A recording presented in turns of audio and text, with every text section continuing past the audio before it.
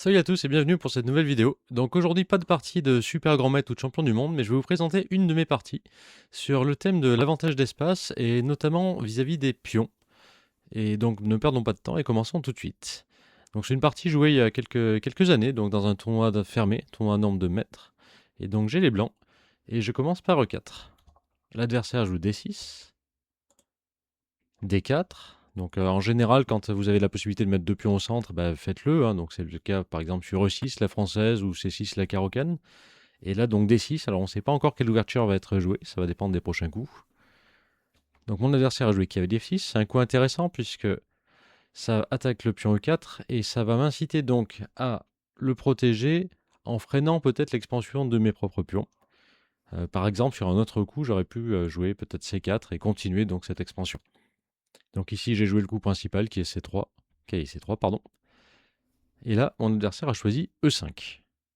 Alors E5, c'est un coup tout à fait jouable. Alors je joue d'ailleurs de temps en temps la même chose avec les noirs. En fait, les noirs n'ont pas peur de l'échange en E5, même si après dame prend D8, je vais pouvoir déroquer donc le roi adverse.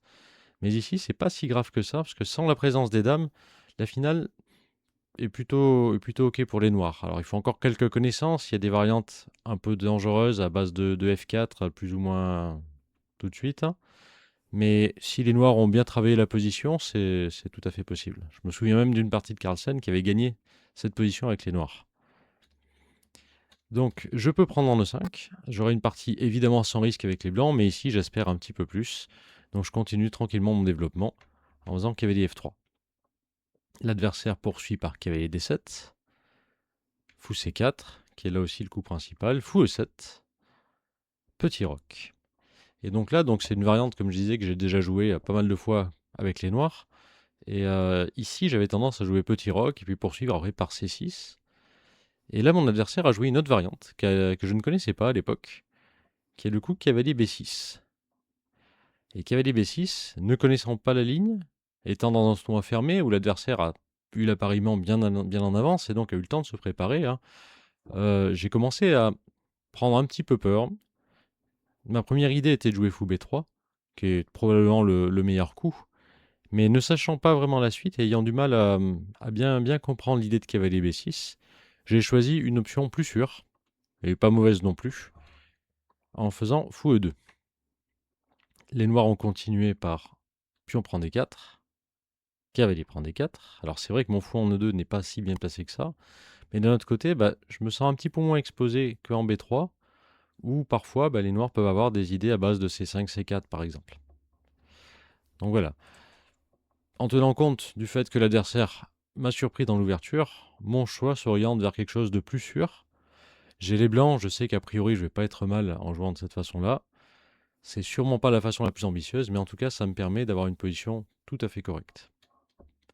Les noirs jouent C6, donc en colmatant un petit peu les cases blanches qui étaient un peu faibles. Et là donc j'ai décidé de jouer pour F4, ce qui me permet d'obtenir des pions centraux plutôt forts et un avantage d'espace. Les noirs ont poursuivi par D5 pour ne pas justement me laisser m'installer au centre. Sur un coup comme petit roc, j'aurais peut-être placé mon fou en F3. Et avec ces deux pions, donc j'espère avoir un petit quelque chose, hein, sur le long terme. Donc les noirs font D5.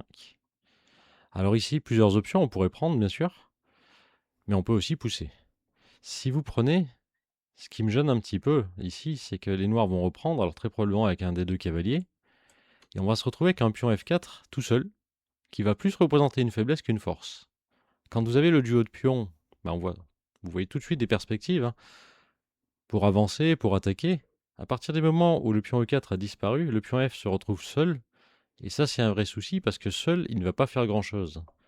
En plus de ça, le fait qu'il ait avancé, ça affaiblit le roi sur la diagonale noire et ça bloque le développement du fou C1. Donc dans ce cas-là, les noirs sont déjà un petit peu mieux. Donc c'est pas le choix que j'ai fait, évidemment. Ici, je suis parti pour la pousser en E5.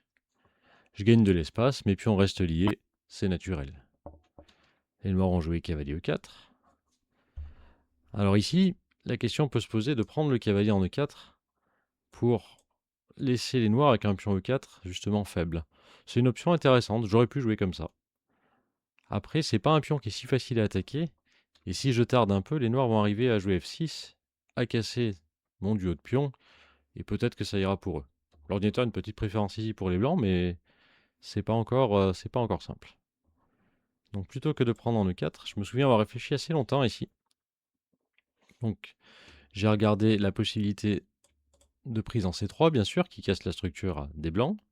J'ai regardé aussi une éventuelle poussée du pion C5 et pourquoi pas derrière du pion D4. Donc tout ça, c'est à prendre en compte, bien sûr. Le fait que le cavalier noir puisse rester au centre, ça me gêne quand même. Et donc j'ai choisi de jouer fou D3. Avec l'idée, tout simplement, de prendre le cavalier et de reprendre le pion noir avec le fou. Donc c'est peut-être pas le meilleur coup, mais je trouve qu'en pratique c'est pas mal. Alors je vous l'ai dit tout à l'heure, fou E2, quand j'ai dû reculer, c'était certainement pas le meilleur choix, mais je l'ai fait pour des raisons qui me semblent quand même pertinentes. Mais c'était une case temporaire, hein. L'idée c'était d'arriver à terminer le développement. Et maintenant le fou en D3 va se retrouver mieux placé, et ça va me permettre aussi de libérer la diagonale pour madame. Ici, le meilleur choix pour les noirs, c'était peut-être de jouer F5 pour stabiliser le cavalier, même si j'obtiens un pion passé. Et en cas de prise en passant, le cavalier peut revenir. Et comme tout à l'heure, vous vous rendez compte que le pion F4 se retrouve tout seul, et donc les blancs ont une faiblesse qui est quand même assez embêtante. À la place, mon adversaire a joué assez rapidement cavalier prend C3. Cavalier prend C3, c'est un coup que j'aime pas vraiment. Alors je l'avais regardé évidemment. C'est tentant pour les noirs, puisque après pion prend, qui est la partie, je me retrouve avec deux pions isolés et doublés. Mais dans ce cas-là, c'est pas grave, hein, parce que ces pions-là vont jouer un rôle de défenseur contre les pions noirs. C'est-à-dire que si les noirs jouent C5, ce qu'on va voir dans la partie, ils auront du mal à jouer D4, puisqu'à chaque fois je pourrais échanger. Et ils auront du mal aussi à jouer C4, puisque là, le pion D va se retrouver arriéré, et j'obtiendrai donc ce qu'on appelle une case forte. Donc c'est une façon de défendre qui est très correcte, les deux pions ici. Alors évidemment, si on va en finale, ma structure ne va pas m'aider, hein, mais dans l'immédiat, on peut dire que grâce à ça, j'arrive à tenir le centre noir et tenir l'aile dame plus généralement. Alors que de l'autre côté, pour les noirs, c'est plus compliqué puisque mon duo de pions est encore mobile et j'ai de l'espace. Donc dans cette situation ici, là, les blancs ont très certainement un très très gros avantage, positionnel en tout cas. Donc comme je vous l'ai dit, les noirs ont joué C5. Et là, donc, vous pouvez replier votre cavalier en F3, il n'y a pas de souci. En cas de C4, comme je l'ai dit tout à l'heure, on jouera fou E2. Alors ça fait deux coups de repli, c'est jamais bien agréable, le fou vient de jouer une quatrième fois. Mais si on observe un petit peu plus en détail, le pion, donc D5 est faible, le cavalier n'a pas de bonne case, et avec les blancs, on va pouvoir récupérer cette case D4 à vie. Et ça, c'est très important. Donc cavalier F3 était tout à fait correct. Mais dans le cas présent, on a mieux. On a le coup cavalier F5. Et cavalier F5, ça attaque le fou E7, donc avec l'idée de gagner la paire de fous. Et ça attaque le pion G7 avec une prise sur échec. Si les noirs viennent à prendre le cavalier, eh bien je vais tout simplement reprendre avec mon fou. Et je vais rester, donc comme je vous disais tout à l'heure, avec mon duo de pions central très fort et ma paire de fous. Donc ici, je sais que mes perspectives sont très très bonnes sur le moyen terme. Et là, l'adversaire, dans une position un peu difficile, a répondu très rapidement. Un coup que j'avais considéré, bien sûr, mais que j'imaginais mauvais. Il a joué C4. Et là, je vais vous laisser réfléchir si vous le souhaitez. Bien regarder la position. Vous pouvez prendre du temps, c'est pas forcément évident. Et je vous laisse choisir le coup que vous avez envie de jouer ici. Donc j'ai réfléchi, j'ai pris un certain temps moi aussi. Pas tant que ça.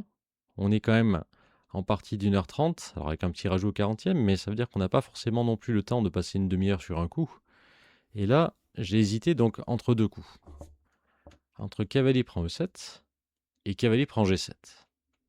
Alors bien sûr, sur cavalier prend G7, je me doutais que l'adversaire avait prévu roi F8, et maintenant je me retrouve avec le cavalier attaqué, et le fou D3 attaqué également. Donc je vais perdre une pièce. Mais on se rend compte quand même que la présence du roi en F8 n'est pas saine, et que les blancs ont quand même des pièces qui peuvent être actives.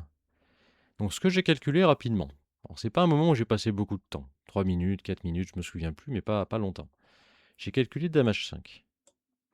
Et mon idée, c'était donc de venir, par exemple, en H6, embêter le roi. Là, il fallait regarder plusieurs choses. Il fallait regarder roi prend cavalier, et puis on prend fou. Sur roi prend cavalier, j'avais prévu de jouer F5. Et là, ça va libérer donc le fou C1, qui va viser la case H6. Donc si on regarde, on a une pièce de moins, c'est vrai, mais bon, on menace fou H6 qui fait échec et mat. Exemple, il prend mon fou, fou H6, le roi recule, et dame G4. Alors il pourrait donner sa dame pour ne pas perdre tout de suite, mais ça serait sans espoir, hein. Fou G5, fou prend G5, menace la dame, et sur un coup de dame quelconque, eh bien on va jouer fou H6, et le roi sera coincé. Donc ça, c'est pas possible. Maintenant, les noirs peuvent jouer fou C5 échec intermédiaire, ce qui permet d'anticiper sur une éventuelle fourchette avec F6, et peut-être là essayer de s'enfuir, hein, ou de se défendre. Hein. Par exemple H6, qui interdit fou H6, puisque la tour protège maintenant. Mais ici, mon instinct me disait qu'il y avait très certainement quelque chose de gagnant. Probablement un coup comme E6, avec des idées de dame prend F7, de F6 échec, même la tour qui peut éventuellement venir faire échec aussi. Donc tout ça, j'ai vu, mais sans certitude.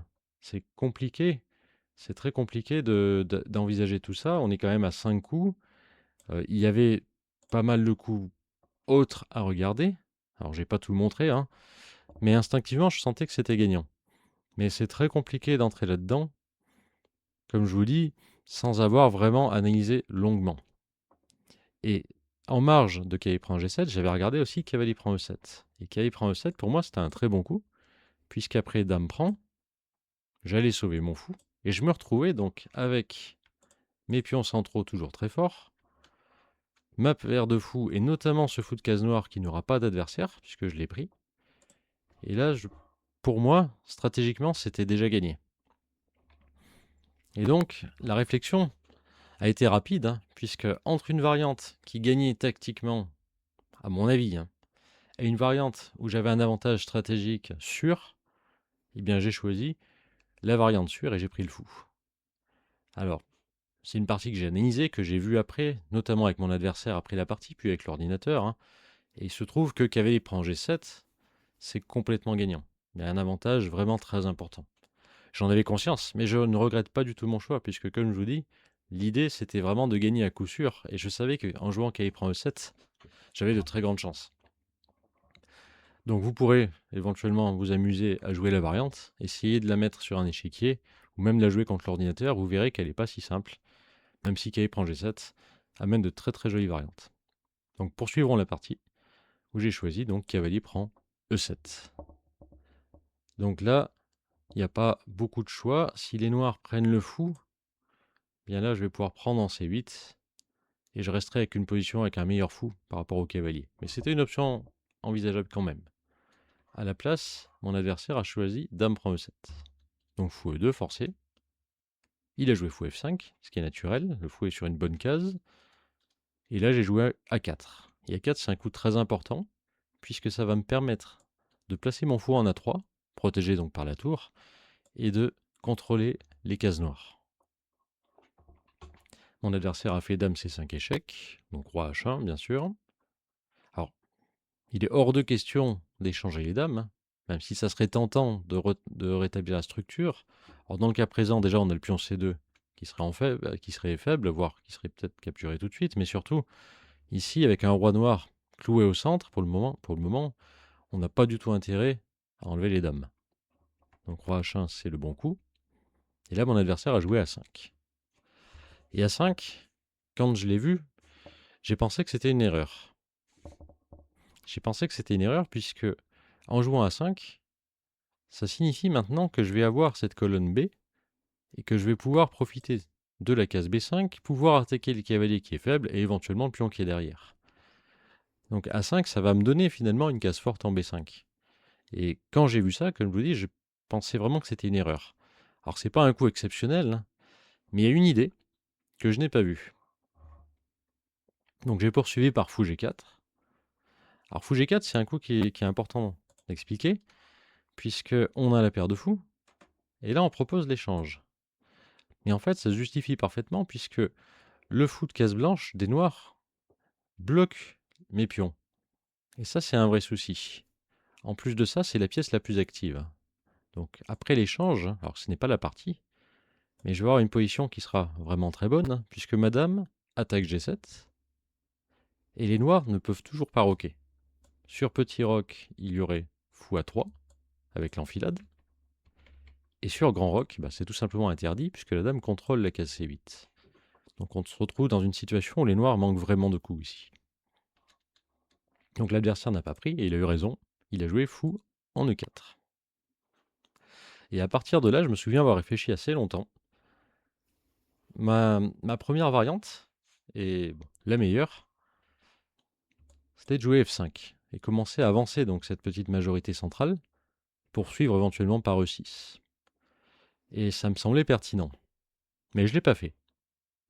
Je ne l'ai pas fait parce que je me suis mis à la place de mon adversaire et je me suis dit qu'il n'avait pas vraiment de coup pour améliorer sa position. C'est-à-dire que son fou ne peut pas être plus fort qu'en E4, sa dame en C5 c'est la même chose. Son cavalier n'est pas actif, mais je ne le voyais pas l'activer ailleurs. Vous pouvez chercher un chemin, mais c'est très compliqué ou très long.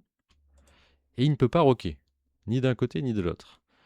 Donc je me suis dit que j'avais simplement besoin d'améliorer ma position tranquillement, donc pas faire de coups exceptionnels, hein, mais juste mieux placer mes pièces et que la partie allait craquer d'elle-même. Et donc j'ai choisi dame 2. Alors la réflexion est bonne, le coup semble bon, mais j'ai fait une erreur. J'ai oublié un coup. Et un coup pas si compliqué que ça, c'est le coup dame C6 qu'a joué mon adversaire. Et en fait, dame C6, ça gagne le pion A4. Et là, si vous vous souvenez ce que je vous ai dit tout à l'heure, hein, je vous ai parlé du coup A5 des noirs que je trouvais pas très bon. En fait, cette idée, enfin l'idée de A5, c'était de jouer dame C6 et c'était de gagner le pion A4. Et donc ce pion A5, après, va être libéré et va pouvoir avancer. Et ça, je l'avoue, je n'y ai pas du tout pensé. Donc, petit coup de panique. Alors bien sûr, ma position reste très correcte, mais j'aurais dû le voir, et ça c'est pareil en partie, quand vous commencez à vous rendre compte que vous ratez des coups, posez-vous et essayez d'aborder la partie sous un autre angle, hein. Vous pouvez aussi vous lever, aller marcher un petit peu, aller boire un coup. C'est important parce que si vous sentez que vous commencez à faire des bêtises, hein, ça risque de continuer. Donc j'en ai pris conscience, et à partir de là, je me suis ressaisi, et donc j'ai joué F5, qui est le coup que j'aurais dû jouer un coup plus tôt, et donc évidemment bah, j'aurais eu un temps de plus. L'adversaire a joué cavalier prend A4, donc il a un pion de plus, il en menace un deuxième, avec cavalier prend C3. Mais pas grave, je continue. F6.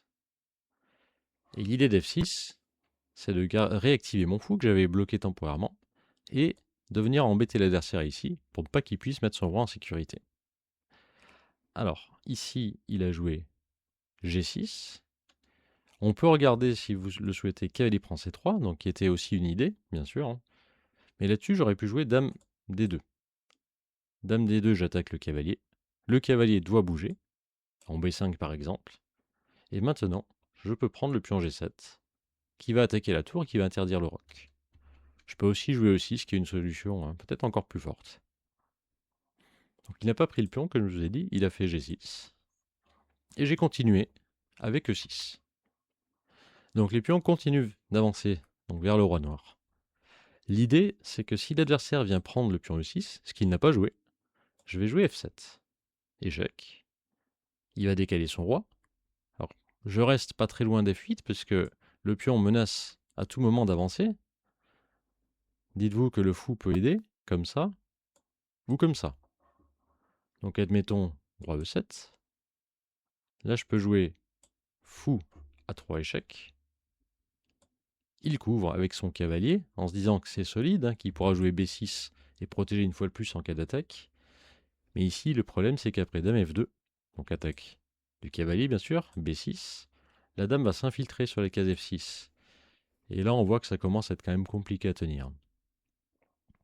Les noirs ont très peu de coups. Je sais pas, par exemple, roi D7. Et là, alors plusieurs options. Alors la meilleure, c'est de venir prendre le cavalier puisque la dame ne peut pas prendre. Il y a E6 en l'air, hein. Donc, puis on prend forcé. Et là, on a une tactique sympa, c'est tour A5. Avec idée que sur tour prend A5, on va faire dame prend H8, et on va faire dame. Donc vous voyez, sur E6, les noirs peuvent, hein, prendre, mais ça devrait pas tenir. Donc mon adversaire a joué H5. Alors ma position étant la même après fou H3, eh bien c'est le coup que j'ai choisi. Je laisse son pion en H5. Il affaiblit encore un petit peu plus un éventuel petit roc futur, hein, même si c'est peu probable. Donc l'inclusion du coup H5 et fou H3 ne change rien à ce qu'on vient de voir tout à l'heure. Alors ça c'est une grave erreur de jouer pion prend F7 par contre. Parce que sur pion prend F7 échec, le roi va prendre. Je vais devoir bouger mon fou, en disant fou H3. Et en fait les noirs n'ont plus de problème, puisque le roi est bien protégé derrière le pion blanc. Les noirs en prêt vont pouvoir jouer KC5, et c'est moi qui vais devoir faire attention, puisque le pion A va avancer. Donc dans la partie, comme je vous ai dit, j'ai joué fou H3 sur H5. Donc mon adversaire a fait cavalier C5. Et donc là, j'ai joué E7. Et ça vaut le coup de s'arrêter sur cette position-là, parce que c'est quand même très rare qu'on ait un milieu de jeu avec les dames et beaucoup de pièces, où les pions blancs se retrouvent en F6 et en E7, alors que le roi noir est toujours sur sa case de départ. Et rien que pour ça, j'étais content d'entrer dans cette position, puisque je ne voyais pas de perspective sur le long terme pour mon adversaire. Si vous regardez la position, le roi noir ne pourra jamais effectuer le petit roc. Ça signifie que la tour H8 est quand même très embêtée. Et il n'arrive pas à sortir pour le moment parce que mon fou H3 bloque les cases D7.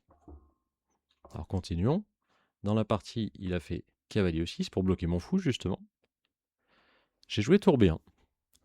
Tour B1, c'est un coup important puisque on va anticiper sur la poussée des pions noirs. D'ailleurs, l'adversaire a joué B5. Et c'est très important qu'il ne puisse pas avancer sa majorité. Avec la tour en B1, je contrôle la case B4. Et s'il vient à jouer A4 plus tard, hein, eh bien je vais jouer fou A3. Ça va bloquer totalement les pions et mon coup va être très fort sur la case A3. Alors avant tout ça, j'ai joué dame F2. Alors dame F2, ça me permet de placer ma dame sur une case où elle est plus active. Je protège un peu plus le pion F6. J'ai le contrôle de cette diagonale. Donc ça me semblait un peu plus pertinent. Il a joué tour B8. Donc là, si vous vous souvenez, maintenant il peut jouer B4. Donc fou A3. En jouant fou A3, je contrôle justement cette case B4. Alors, vous voyez, c'est amusant, l'ordinateur met un petit point d'interrogation à fou A3 alors que le coup est très correct. Hein. Alors lui, il choisissait de prendre le cavalier. Mais dans cette situation, on voit que l'adversaire a très peu de perspectives. Je trouve dommage de simplifier, à moins vraiment de trouver quelque chose de concret, mais ce que je n'avais pas trouvé. Donc je vais plutôt partir sur fou A3 et j'améliore tranquillement. Il a joué tour B6. Et là, j'ai redéplacé ma dame sur les cases D2. Alors l'idée de dame D2, c'est que je veux empêcher cavalier G5. Il a fait H4. Alors H4, c'est pour développer la tour H8. Vous voyez qu'elle ne peut pas bouger pour l'instant. Donc il ambitionne de la mettre en H5 et peut-être après de venir vers le centre par exemple. J'ai fait tour F2. Tour F2, c'est un bon coup prophylactique. On va anticiper sur l'arrivée de la tour, ce qui va arriver d'ailleurs, avec tour H5, pardon. Et comme ça, je vais pouvoir jouer fou G4. J'attaque la tour, et si elle bouge, ben mon pion sera protégé, donc je pourrai jouer fou prend E6, et ne pas craindre une prise sur cette case-là. Et là, si vous regardez bien, si j'ai joué fou prend E6, l'idée c'est d'éliminer le cavalier qui défend la tour. Donc je gagne une pièce. Donc sur fou G4, mon adversaire n'a pas eu d'autre choix que de repartir avec sa tour. Alors vous pourriez tenter de venir au centre, hein, mais le problème c'est que là vous abandonnez la colonne H, et je peux jouer dame H6, avec idée dame H8, et là on voit bien que le roi a de gros problèmes. Donc à la place, mon adversaire a dû donc reculer sa tour. Alors il a choisi la case H7. Alors peut-être pour anticiper sur une éventuelle poussée F7, si un jour je parviens à prendre et forcer la reprise du pion. Sait-on jamais. Hein. J'ai joué H3, un coup important. Important puisque les noirs pourraient être tentés de jouer H3, et d'activer leur fou.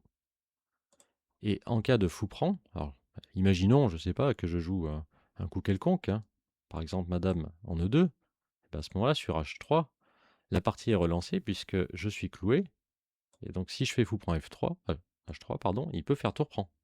Et c'est moi qui perds une pièce. Donc ce petit coup H3 est très important.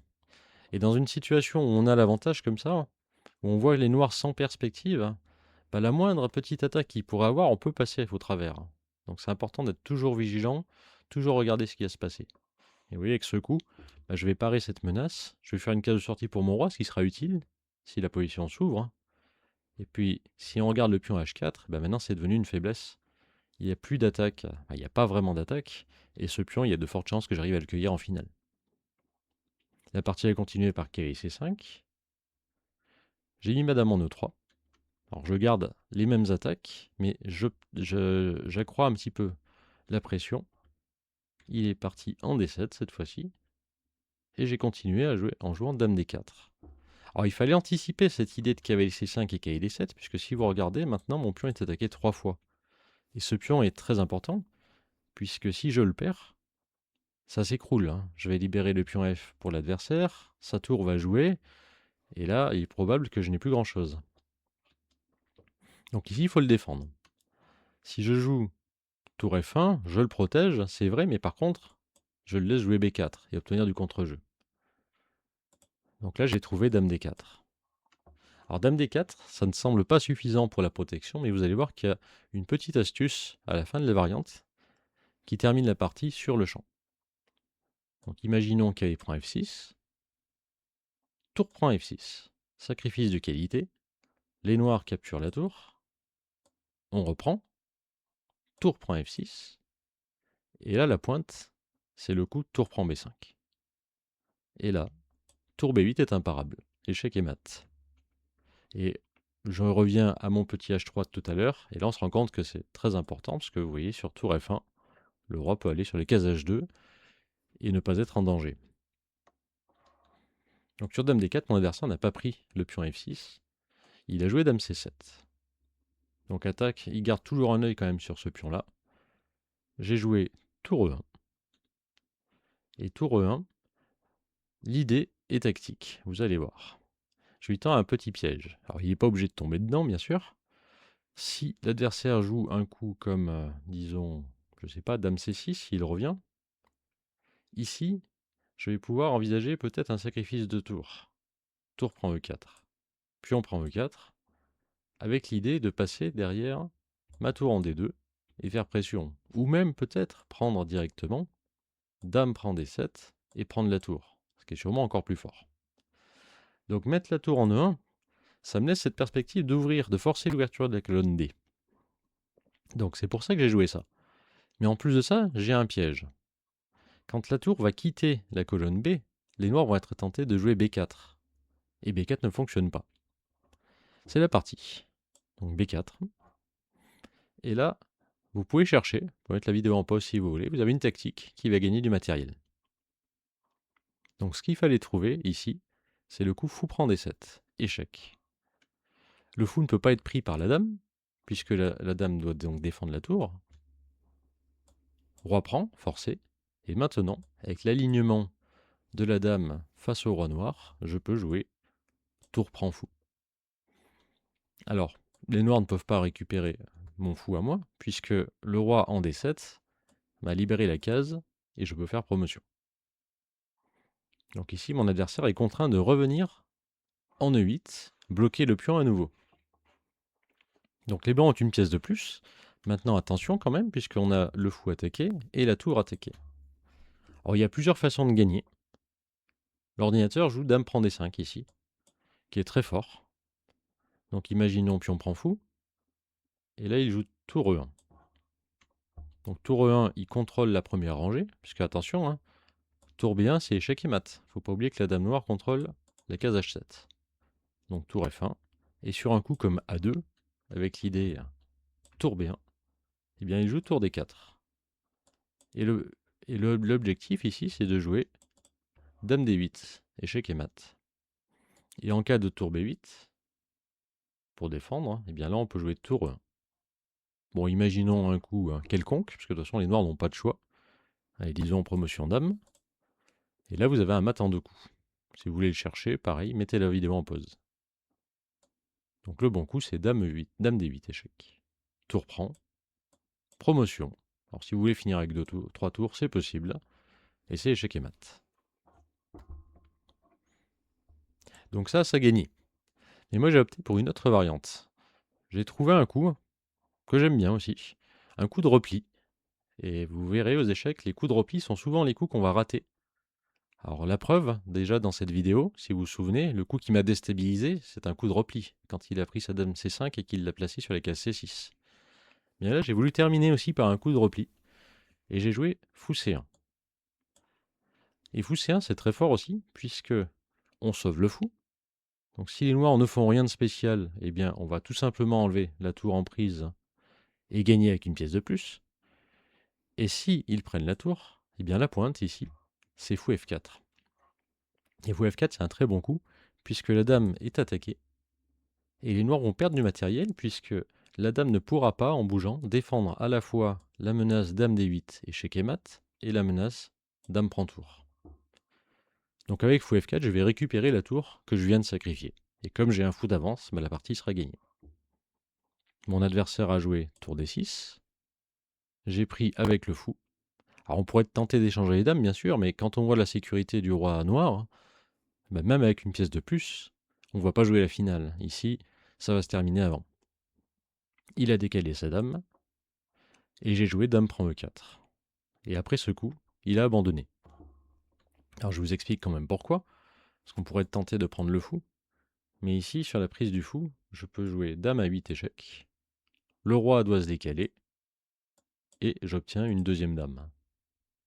On peut aller jusqu'au mat si vous voulez. C'est rapide. Très bien. Donc cette partie, si je voulais présenter, alors c'est peut-être pas une partie de très très haut niveau, mais elle est intéressante sur le plan stratégique. On voit bien comment les blancs ont réussi donc à avancer leur pion, et puis petit à petit créer des menaces sur le roi noir, l'immobiliser d'abord et puis après organiser les pièces pour gagner. On voit aussi un carrefour important, si vous vous souvenez, avec la variante KI prend G7 qui était hyper tactique, qui gagnait mais qui n'était pas si facile, et la variante KI prend E7 qui est le choix de la raison, on va dire, et qui a payé dans cette partie-là. J'espère que ça vous a plu. N'hésitez pas à vous abonner à la chaîne pour d'autres contenus. À très bientôt.